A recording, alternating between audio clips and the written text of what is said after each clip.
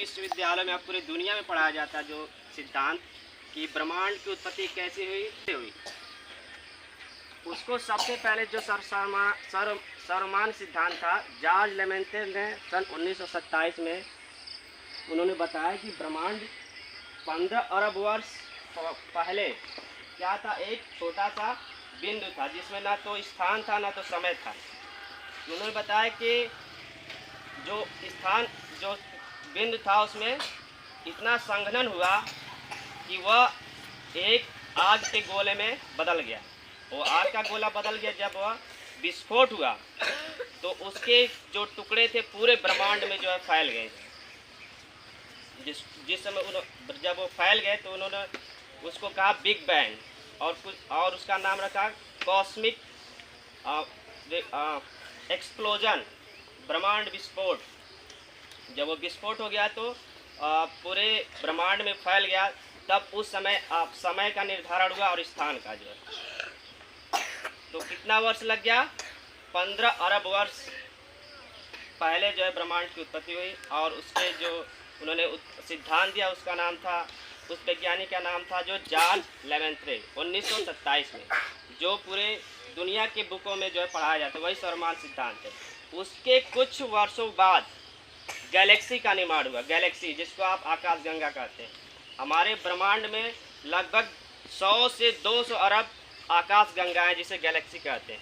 Galaxy का निर्माण हुआ। उसके बाद जो है सौर परिवार का निर्माण हुआ जिसे आप सोलर सिस्टम कहते हैं। सोलर सिस्टम का निर्माण हुआ तो सोलर सिस्टम के बाद फिर प्लैनेट का निर्माण हुआ, ग्रहों का, और ग्रहों का निर्माण हुआ। उसके बाद जो है सूर्य के सबसे निकट जो ग्रह, आपको पता होगा कि सबसे निकट ग्रह कौन सा है, मरकरी है। उसके बाद सेकेंड वीनस है, थर्ड पृथ्वी हमारा जो है तीसरा ग्रह है।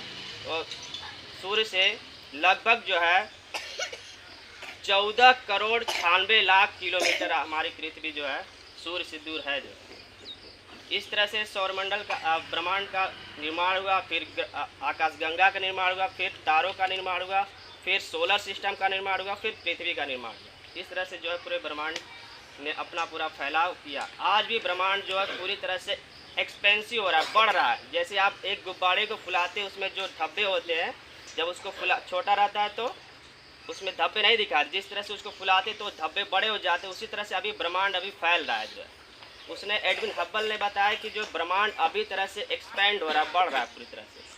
और वैज्ञानिकों पूरी दुनिया में शोध हो रहा है कि ये ब्रह्मांड जो अदृश्य ब्रह्मांड जिसको हम नहीं देख पा रहे हैं, केवल ब्रह्मांड को हम 4% जो है समझ पाते हैं कि ब्रह्मांड के बारे में जानकारी। पूरे वैज्ञानिकों ने केवल 4% ब्रह्मांड के बारे में जानकारी इकट्ठा की है। अभी जो 96% जो अदृश्य है, जो मतलब कि जिसके बारे में किसी को अभी जानकारी नहीं है, इसलिए अभी रिसर्च चल रहा है इसके बारे में अभी। और जितना जैसे रिसर्च चलेगा वैसे हम यूनिवर्स के बारे में आप जानकारी इकट्ठा करेंगे। इसलिए मैं अपनी बात यहीं पे रोकता हूँ। Thank you.